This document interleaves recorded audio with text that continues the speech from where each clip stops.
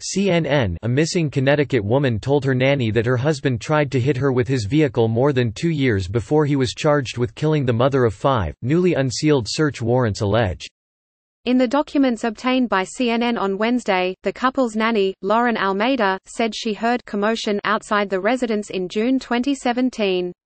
When she went out to the driveway to check, she found Jennifer Dulos crying, she said. Dulos told the nanny her husband, Fotis Dulos, had just tried to run her over with a vehicle, the warrants say. How the disappearance of Jennifer Dulos led to murder charges against her husband. Jennifer Dulos was last seen in May after she dropped her kids off at school in New Canaan, Connecticut. Last week, just over 7 months after she disappeared, her husband was charged with murder, felony murder and kidnapping. His ex-girlfriend along with his former attorney each face a charge of conspiracy to commit murder. Fotis Dulos has denied he had anything to do with his wife's disappearance. No pleas have been entered on the murder and conspiracy charges. Read more. What the nanny says she saw. The nanny's details on their volatile relationship were part of hundreds of pages of previously undisclosed documents. In the warrants, prosecutors detailed the husband's behavior toward Dulos that included allegations he chased her around the house and said she belonged in an asylum. In one incident, according to the search warrants, Almeida saw Fotis Dulos chasing his wife through the house in the summer of 2017. Jennifer Dulos dashed into the bedroom the nanny and one of the Dulos children were in and slammed the door. She then leaned against the door as her husband tried to open it, before he realized there were other people in the room and seemed to calm down, the document said. Almeida said Jennifer did not want to call the police as she was very afraid of her husband and he threatened to take the children permanently to Greece, New Canaan officers wrote in the warrants. Norm Patties, Fotis Dulos' attorney, denied the claims made by the nanny, saying they were made as the couple was undergoing a family court custody study. Mr. Dulos was about to make substantial gains in his access to the children at the time Mrs. Dulos disappeared. If he were truly violent, that would never have happened. We have serious questions for the nanny and look forward to questioning her under oath, Pattis said. Almeida has been a key witness for investigators on the case. An arrest warrant released last week detailed what the nanny found at the home the morning Jennifer Dulos went missing. She told investigators she noticed Jennifer's handbag on the floor between the mudroom and the kitchen. She also found Jennifer's unopened granola bar and mug of tea on the counter. Almeida also noticed multiple rolls of paper towels were missing, telling police, "I sat there and wondered what had happened last night that they used 10 rolls of towel rolls," according to the arrest warrant. Almeida tried to reach out to Jennifer via 3 texts and a call which went straight to voicemail. Immediately my stomach sank, and I had a feeling that something was wrong.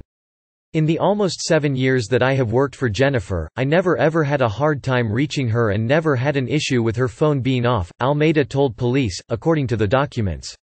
What officers found at the scene. Officers received a report that Jennifer Dulos was missing on May 24 last year.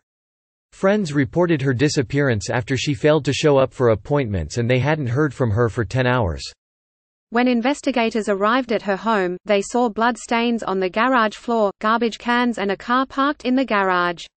It appeared that someone tried to clean the spatters on the concrete floor, the documents allege. The New Canaan Police Department initiated a search of the area and found a Chevy Suburban registered to Jennifer Dulos 3 miles from the house, but she was nowhere to be found. Investigators later found her blood mixed with her husband's DNA in her kitchen, a prosecutor has previously said. What surveillance cameras captured? At nearly the same moment Jennifer Dulos was reported missing, surveillance cameras captured someone matching her husband's description getting out of his truck and putting garbage bags in various trash receptacle in the Hartford area, prosecutors have said. Search warrants say Michelle Troconis identified the man in still images from the surveillance video as Fotis Dulos, and confirmed that she was the woman pictured. She confirmed they stopped to discard bags multiple times, the warrant says, but she denied knowing the contents of the bags. Detectives later recovered clothing and household goods from trash receptacles with her blood on it. They checked trash receptacles shown on surveillance and found garbage bags consistent with those shown on video, the documents allege. The bags contained women's clothing, plastic zip ties and a white T-shirt, all with stains that appeared to be blood, according to the documents.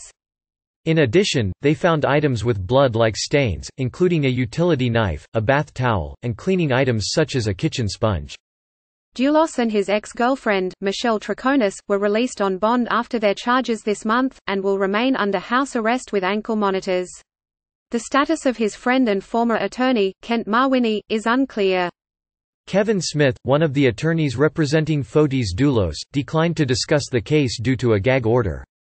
"We are looking forward to the process of now defending this case going forward in court," he said. Officials have said Jennifer Doulos died around 8:30 a.m. the day she went missing. Her cell phone has no reported activity since the morning she disappeared, and her last financial activity was before she was last seen. Her body has not been found.